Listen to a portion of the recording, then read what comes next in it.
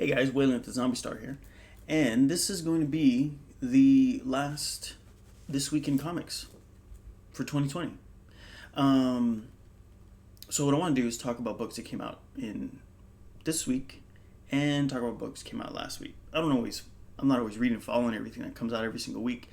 Usually something comes out, but sometimes maybe like one or two books. So I don't want to create a video just for one or two comic books. I like to collect a few of them and talk about variants and incentive covers and things like that. I made this video to coincide with New Year's Eve, specifically because of something that Marvel did. Marvel, of course, being Marvel, I think they deliberately put out this last book with, of course, their most, my opinion, just prominent, dominant character in the Marvel universe, and I really think they really wanted to end it off with just such a memorable cover for Marvel for 2020. But I'm gonna save that one for last, since it is really the last book that I collected for 2020. But for books that have been coming out, and for books that I'm currently following and of course recommending, recently we have seen the release of Family Tree number 10. Jeff Lemire. I've been following Jeff Lemire ever since Trillium from 2012, maybe 2013, maybe earlier than that. I'm not really sure. I just know it's been a while that I've been following Jeff Lemire. He originally started with Image comic books. He still writes for Image comic books, but he's branched out, of course, for Marvel and DC. And I think just an amazing artist. As you know, I can pinpoint Jeff Lemire from a mile away. But also in his own writing, he writes his own books, and he's also illustrated. He illustrates in his own books. So I really appreciate kind of a creator and artist that kind of really works on their own stuff. Family Tree. If you're into post-apocalyptic, which of course we should all be, because it's in everything that we read, post-apocalyptic this and post-apocalyptic that. But what Jeff Lemire does here with Family Tree, we are in a post-apocalyptic narrative. I think the spin that he kind of takes off on is the world is taken over by trees. Okay, and it's kind of strange. The original inhabitants of the planet come back to reclaim what's theirs. So the story is really just following a family, right? A family that is trying to survive in this bizarre and this devastating post-apocalyptic event that really does consume the entire planet.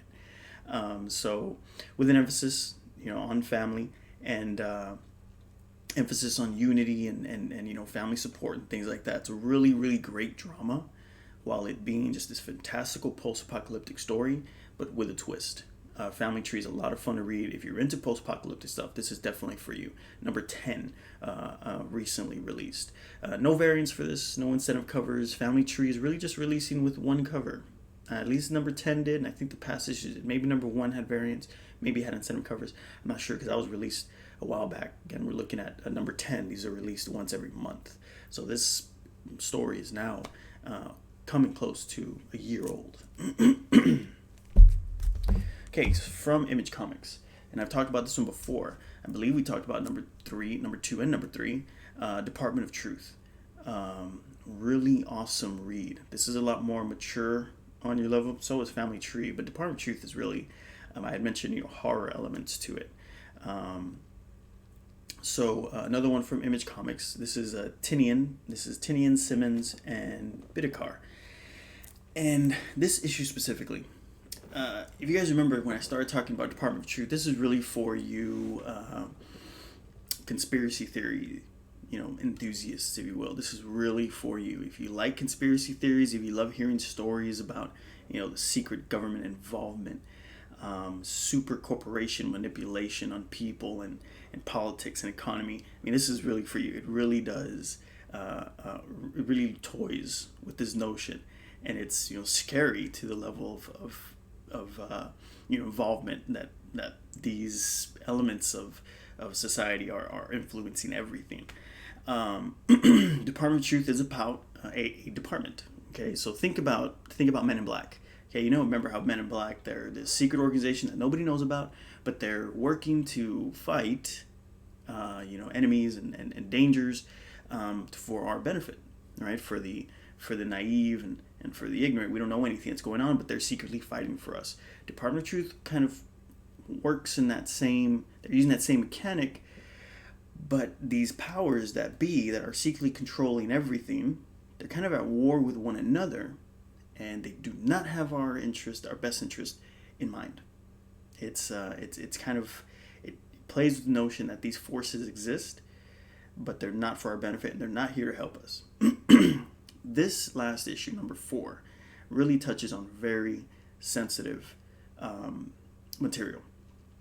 When it talks, it's talking about, of course, social ailments, and this one really touches on gun violence and gun control, and how the government uses this to carry out nefarious plans. This book and writers and creators do not shy away from difficult issues and even sensitive, controversial issues. And this one really blew me away. So Department of Truth, not for everybody. But again, it really speaks to a very specific audience. So if you're into like that crazy kind of stuff, Department of Truth is really for you. This is a really awesome read. This one I did pick up an incentive for this and a variant cover for these. So for our incentive, we did get the 1 in 10. And there is a boogeyman, okay, that is part of the mystery. This is an accumulation of a lot of different stories being pushed through this department, and it's following all these different stories. And one of them is, of course, this boogeyman that one of the characters is following, and he's able to only draw this character. And of course, this is what he comes up with: pretty freaky stuff. Oh, that was the 1 in 10. This was the 1 in 10. There was a 1 in 25 that I could not acquire.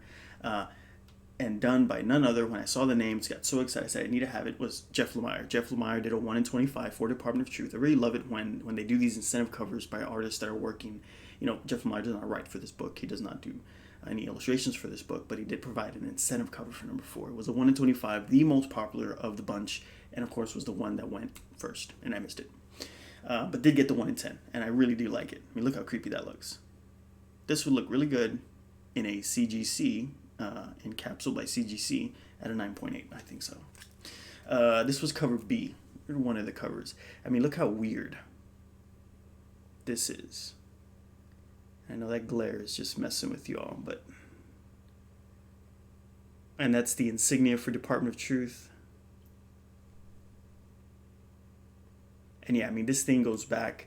I love, stories. I watch a lot of shows based on I love shows or comic books or narratives that play on history, and they include it in these fantastical narratives. And Department of Truth is really pulling on that string. So from DC, I had read, I did not do a video on this, but Curse of the White Knight was a limited run, about 8 issues, by Sean Murphy, and that was an amazing take on Batman. Not only that, but the legacy of the Wayne family. So what they did is they did a jump off from the White Knight, or Curse of the White Knight. What did I say, Dark Knight? It was a Curse of the White Knight.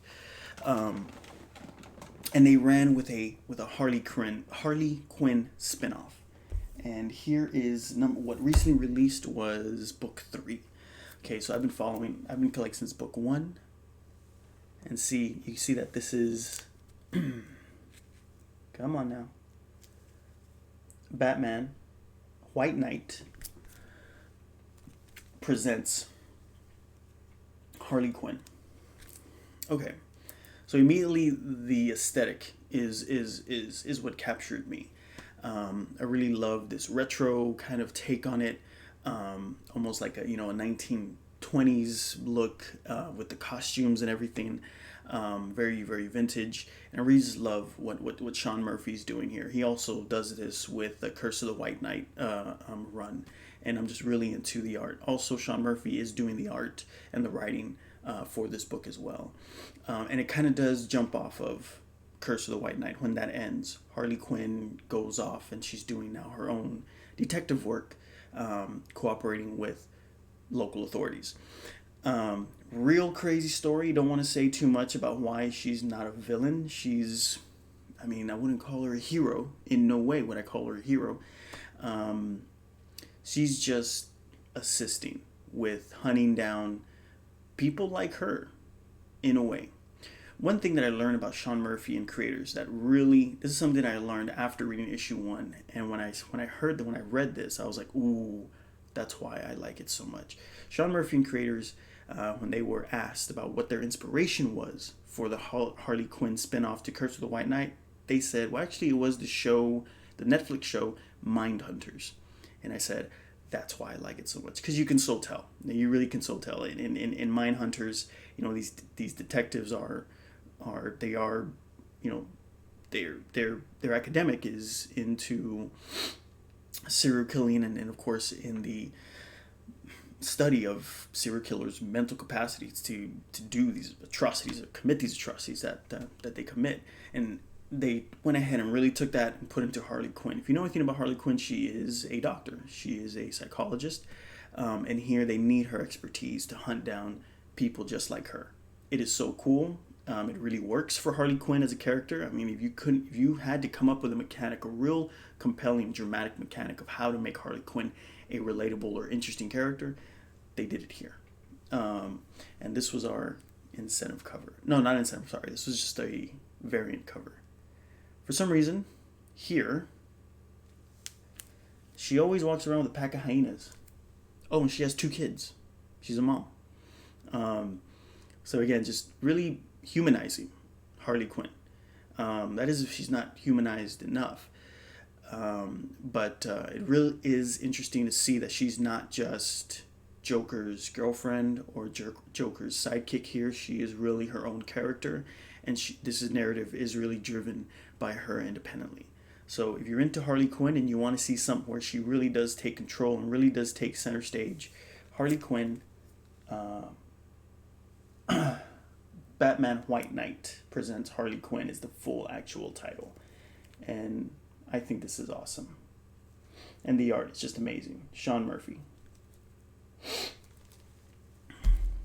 So, this is different because we're going into a production studio that I've never really talked about before. But when I saw this book, immediately what caught me was the cover for it. Okay, this is from Vault Comics. I don't think I've ever read anything from them before. But when I saw this cover, I said, that's interesting. Let me read the synopsis. I want to see what it's about. And what this is called The Picture of Everything Else. Okay? Check that out. I don't know why I'm drawn to things like this, but it doesn't necessarily mean it's a good story. So I went ahead and picked it up and started reading it. This is a pretty awesome take and spin on the concept of, kind of deviant behavior and how a person can justify just brutal acts of violence. Okay, this explores the mind of a madman, insane person, and how this person is able to just commit absolute atrocities on people. So this is taking place far back in history, really time of like Jack the Ripper. Okay, and it is following a group of artists. Okay, and I mean, no spoilers. What the story is that the artwork that the artist is working on, he's compelled to draw, of course, actually begins to happen in real life. That's not a new concept. We've seen that before. But there is a supernatural element to this. And of course, the characters are very well made and pretty strong characters to follow. Some gory stuff though. This is not for the kids. This is issue number 1. This did release last week from Vault Comics. We're looking at Waters, Mohan, and Bidikar. So Bidikar from Department of Truth also is working on the Picture of Everything Else. We did pick up all of the variant covers for this, and just amazing artwork here. I really do like this take that they're taking on this book. Those were 2 covers, and this was another one of the incentives. Another one of the variants. I think there were incentive covers. I'm not sure, but I missed out on them. But if you're into horror, this is definitely a horror comic, suspense thriller. So if you're into that, A Picture of Everything Else. This actually turned out to be a pretty good read. So, this week when I was there, I always check out the table over at Alien World. You guys know who you are. Love you guys. I always check out the table just to see what's there, and I'm just huge on. I can identify an artist that I follow. I've talked about Peach Momoko before, and of course I saw this on their table. This is a Peach Momoko Vampirilla number 16. Peach Momoko variant. And I don't read it. I'm not following it, but it's Peach Momoko, so I had to get it. And I mean, just look at that. I think recently Peach Momoko, I had gone over a cover she did for DC Batman Black and White of Talia Ghul, which was just amazing. I think beautiful. And to me, she is really, for this whole year, I'm gonna say that Peach Momoko is just a standout artist for 2020, especially for me personally. So that leaves us with the last book that came out for Marvel. And I'll just show it off. This is to end off 2020 for comic books. We'll talk about everything that's coming out in 2021 as released every week. But check out what Marvel released. Here's the thing, though. I'm not reading this book. I don't read Marvel's... I mean, unless it's something really, really specific, I'm not reading. I think the only thing I'm reading from Marvel is Marvel Zombies, because I just love Marvel Zombies. And I'm reading... I'm still following Spider-Man by J.J. Abrams and his son. Those are the two issues I'm reading from Marvel, I want to say right now. But the Amazing Spider-Man run is currently going on, and right now they're going off of Last Remains. And I think that this is the end to an arc that Marvel is currently running. And the main cover is, I think, the most beautiful and sought out cover. They did have a Miles Morales variant. They did have a Lego variant. And I believe there was one more. I forgot who the artists were. And there was one incentive cover, which I'll talk about in a minute. But check this out. I mean, right? I don't know. Like, to me, this is awesome. This is an amazing cover for Marvel to end off 2020 with. It's that, kind of, it gives the appearance of like this pencil sketch, just black on white, or the white on black background for Spider-Man, my favorite Marvel character. And I just think just your poster boy for Marvel Comics. I don't know. You can comment on that one if you want. Last Remains. I know that this is the last issue. Don't know what's going on in this story though. So if you guys are reading this, let me know. How good is this? I haven't read it. I just know that it is packed with characters from the Spider-Verse. Everyone's in here. Miles Morales, Peter Parker, Gwen Stacy. Almost every other Spider version is packed into this one issue. That's what I understand. I'm not sure. The incentive cover, very hard to get. I need to look for it online. Was a Virgin variant of this same cover. Virgin variants, they are the same cover, except they remove title, they remove labels, they remove barcode, they remove everything. It is just the graphic, okay? And I mean, I called my comic book shop and I said, will you guys have that Virgin variant? Please let me know if you guys do. And the guy said, it's more than likely 1 in 100. We're not going to be able to have it available in the store. I said, fine. I have to look for it on my own. But this is the last issue for 2020 from Marvel Comics, Last Remains. Patrick Gleason. Patrick Gleason is the artist for this cover. And, man, this, graded by CGC, yeah. But that Virgin variant, I wish I had it, which could have showed you guys the Virgin variant. It would have been awesome. But look it up. It looks beautiful. I mean, it's the same thing. It just remove all the text. And, of course, remove the Marvel logo. And that's what the Virgin variant looks like, which is, of course, traditionally is the more valuable and is the more sought. So that was it for 2020. That's how we're rounding out a whole year with Spider-Man. But I'll see you guys next year, and hope everyone has a happy new year, safe new year, and we'll be talking about more comic books. I'll be doing more things with this channel, and just how to interact with you guys and everything. But let me know how it's been going. Let me know what you guys have been thinking. And if you guys have not stopped by the Zombie Star website, stop by there and let me know what you guys think. Happy New Year's. Be safe. Thank you guys.